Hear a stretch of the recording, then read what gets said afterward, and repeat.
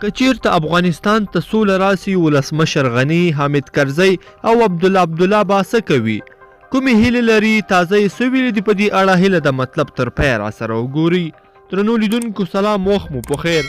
پرون د سولې لویه مشوراتي جرګه پای ته ورسېده چې لوی جرګې پریکړه وکړه چې افغان حکومت د 400 طالب بندیان په نړیوال ضمانت خوشي کړي او همداراز له دواړو لوري غوښتنه وکړه چې اوربند یې وکړي. ولسمشر غني په خپلو خبرو کې له خلکو سره ژمنه وکړه چې د لوی جرګې ټولې پریکړې به عملي کړي. همداراز ولسمشر غني د لوی جرګې په دې غونډه کې په خپلو خبرو کې دا هم ویل چې که چیرته سوله وشي نو هغه به خپل کلي سرخاو ته ولاړ شي، 2 کاله به هلته آرام وکړي او کتابونه به ولیکي.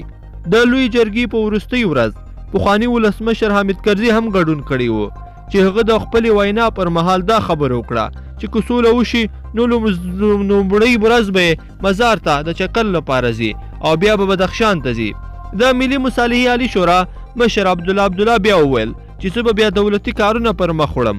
په ټولنیزو رسنیو کې هم د 3 واړو مشرانو یادو خبرو په تړاو خلکو ډیر لیکل کړي دي.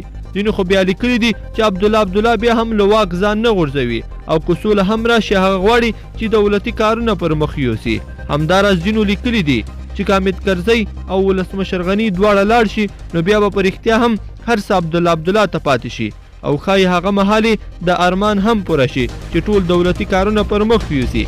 یادولو وړ ده چې د بین الافغاني مذاکراتو پر وړاندې یوازینی خنډ د طالبانو 400 بندیان خوشي کېدلو چې ولسمشر وویل هغه به نن دا فرمان لاسلیک کړي او یا طالب بندیان به خوشي شي. ښایي له دې سره ژر بین الافغاني مذاکرات هم پیل شي. لیدونکو په دې هیله چې دا مطلب به مو راسره تر پایه پورې کتلی وي. که مو دا ویډیو خوښ شوی ویډیو لایک کړئ سره او چینل هم سبسکرایب کړئ.